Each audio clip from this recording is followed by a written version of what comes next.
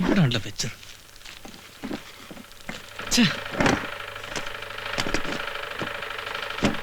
ഒരു സാധനം വെച്ചവിടെ കാണില്ല. പണ്ടാരടങ്ങാൻ. എന്റെ പേഴ്സ് എവിടെ? നിന്റെ പേഴ്സ് വെച്ചിരുന്നിട്ട് തന്നെ നോക്ക്. ഓർമ്മയില്ലാണ്ട് എവിടെയെങ്കിലും വെക്കും, എന്നിട്ട് മറ്റുള്ളവരോട് ചാടിക്കടിക്കും. ഞാൻ കുളിക്കാൻ പോകുമ്പോ ഇവിടെയാണ് വെച്ചത്. ഏട്ടൻ ഒന്നുകൂടി ഓർത്ത് നോക്കി എവിടെയാ വെച്ചെന്ന്. ആ, ഇനി ഇവിടെ നിന്ന് ഓർമ്മകളും ബോധവും മൊത്തം പോവും. അത്രയ്ക്ക് ഗതികെട്ടവരാണ്. ആരുടെ ഗതികെട്ടവര്? ഞാനോ അതോ നമ്മുടെ അമ്മയോ? അല്ലെങ്കിൽ രണ്ട് കുഞ്ഞുങ്ങളുമായി ഇവിടെ കഴിയണ നിന്റെ ചേച്ചിയോ? എല്ലാം കണക്കാ. നരകം അവിടെ, നരകം. നിർത്തണ അതേ പ്രസംഗി. നിനക്ക് എന്ന് മുതലാണ് ഈ വീട് നരകമായി തുടങ്ങിയത്?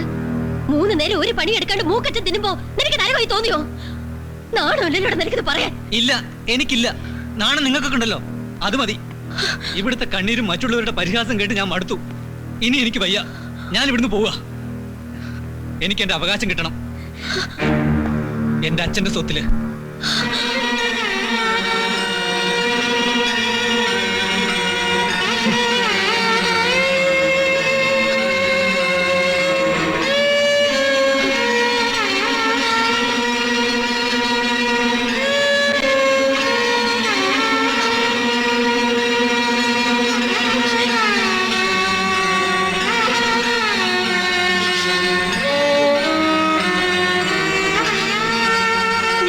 മക്കളും ഇവിടെ നിൽക്കുന്നത് അവന് ബുദ്ധിമുട്ടാണെങ്കിൽ ഞങ്ങൾ എവിടെയെങ്കിലും പൊയ്ക്കൊള്ളാം. ചേച്ചി വിഷമിക്കണ്ട. ഈ അകലയുടെ കൊക്കിൽ ജീവനുള്ളിടത്തോളം എത്ര കഷ്ടപ്പെട്ടിട്ടാണെങ്കിലും എന്റെ ചേച്ചി മക്കളെ ഞാൻ നോക്കും.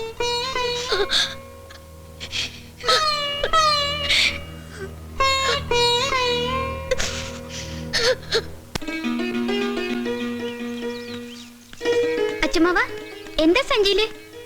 കുറച്ച് പച്ചക്കറി സാധനങ്ങളാ. വിഷുവല്ലേ വരുന്നേ, തെക്കേ പറമ്പെന്ന് പറിച്ചതാ. എന്നാ പിടിച്ചേ. ആ, അതിലേ കുറച്ച് പലഹാരങ്ങളുണ്ട്, ബിന്ദുവിന്റെ കുട്ടികൾക്കുള്ളതാ. ശരി.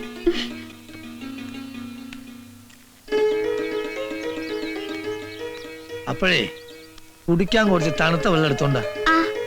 ഹാവൂ,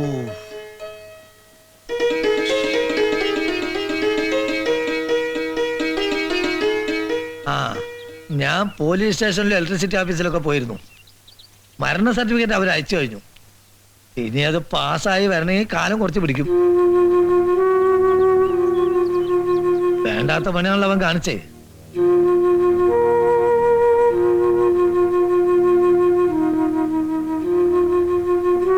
ഇനിയിപ്പോ അതിനെപ്പറ്റി പറഞ്ഞിട്ട് കാര്യമല്ല. അമ്മക്ക് എങ്ങനെയുണ്ട്? ആ പറഞ്ഞ മരുന്നൊക്കെ വാങ്ങിച്ചു കൊടുത്തോ? കൊടുത്തു.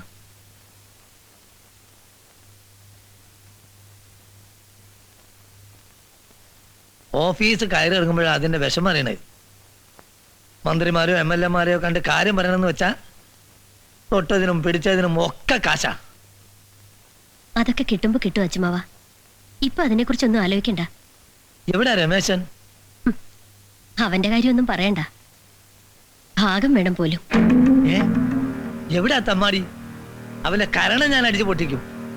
ഒര കത്തുമ്പോ കഴുക്കൂലൂരാൻ നടക്കണ അസത്ത്.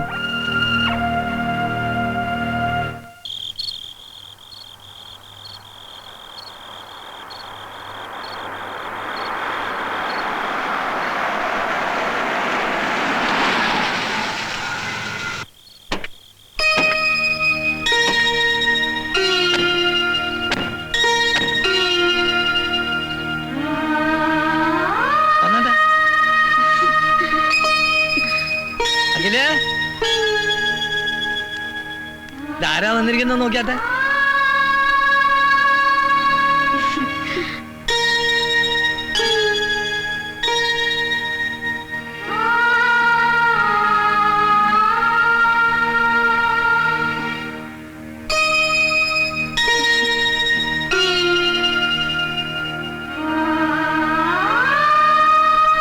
മോളെ ധാരാന്നറിയോ? നിങ്ങളെ ചേട്ടനാണ് ബാലൻ.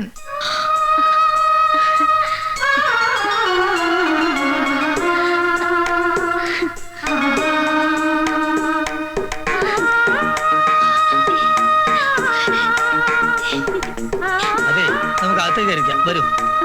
അല്ലാതെ മോളാകില്ലേ അച്ഛന്മാരെ കുറച്ച് ചൂടുവെള്ളം എടുക്കും. ശരി.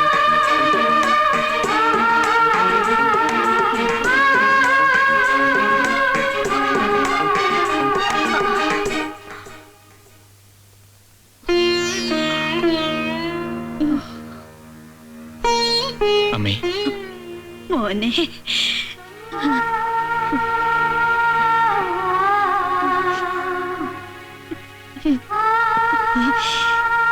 ഇവന്റെ ഭാര്യയും മക്കളുമാണ്. എവിടെയായിരുന്നു ഇത്രയും കാലം? എന്തായാലും മരിക്കുന്നതിന് മുന്നേ ഒന്ന് കാണാൻ കഴിഞ്ഞല്ലോ. അമ്മയ്ക്ക് സന്തോഷായി മോനെ. ഇനി ഞാനുണ്ടാവും എന്റെ അമ്മയുടെ അടുത്ത്.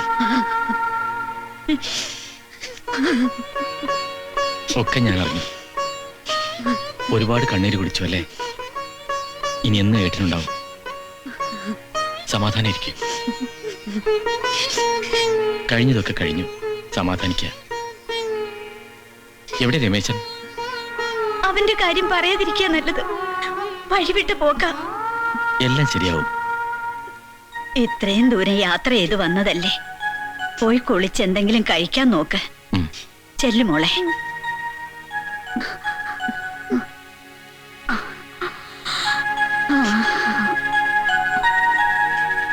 ചേച്ചി വരൂ. വാ.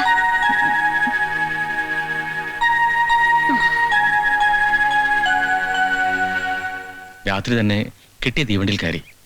ചെന്നിറങ്ങിയത് ബോംബെയിലെ VT സ്റ്റേഷനില. പിന്നെ അലച്ചിലായിരുന്നു. അവസാനം ഫുട്പാത്തിൽ കച്ചവടം നടത്തുന്ന കോഴിക്കോട്ടുകാരൻ ഹംസക്കയുടെ കൂടെ കൂടി. നല്ല സ്നേഹമുള്ള ആളായിരുന്നു ഹംസക്ക.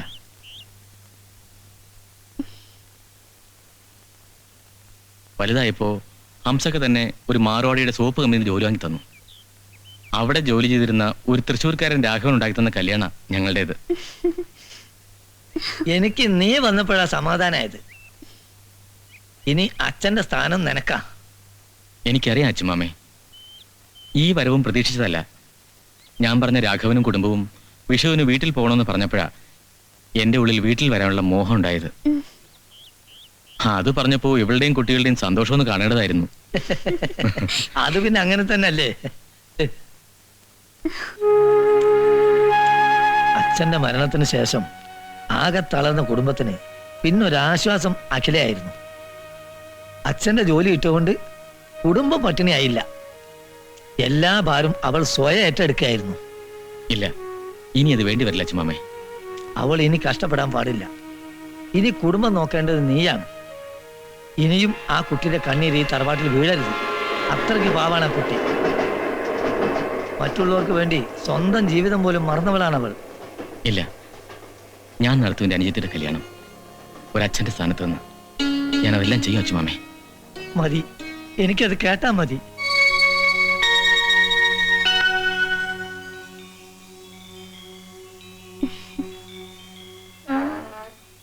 എവിടെ മോള്?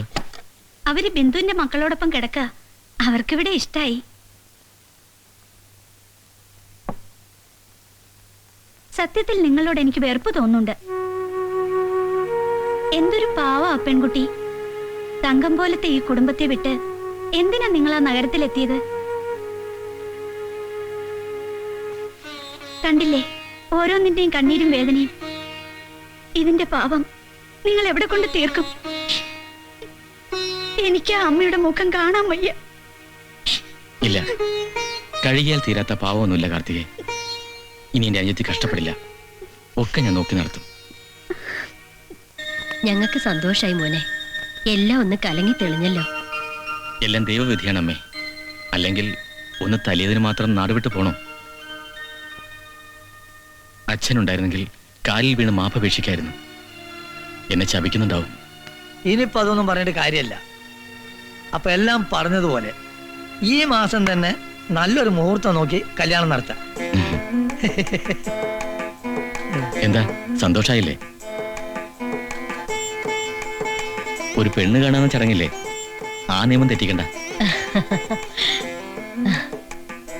എന്നാ ഞങ്ങൾ ഇറങ്ങട്ടെ. എന്താ കുട്ടികളെ കൊണ്ടുവരാഞ്ഞത്? ഇനി സമയമുണ്ടല്ലോ. അപ്പൊ ശരി, വരട്ടെ. ഓ എന്തായാലും എന്റെ പെങ്ങളുടെ സെലക്ഷൻ മോശമായില്ല, എനിക്ക് സന്തോഷായി. എന്താ മോളെ, കഴിഞ്ഞില്ലേ? ബോംബെ വാലി ടീമുകൾക്ക് എഴുതി കഴിഞ്ഞു. ഇനി ആർക്കെങ്കിലും ഉണ്ടോ അയക്കാൻ? മതി, അയച്ചാലും അവിടെ നിന്ന് എത്തണ്ടേ? ആ മുഹമ്മദ് സേട്ടുവിന് അയക്കണ്ടേ? ഓ, അത് മറന്നു. നമ്മുടെ ആകപ്പാടുള്ളൊരു ചങ്ങാതിയാ. അപ്പൊ എന്തായാലും അയക്കണം. ഉം. ഇതൊക്കെ ഇവിടുത്തെ ബാലേട്ടന്റെ ബാല്യകാല സുഹൃത്തുക്കൾക്ക് കൊടുക്കാനാ. ആ, ഞാനിത് കൊടുത്തിട്ട് വരാം. ശരി.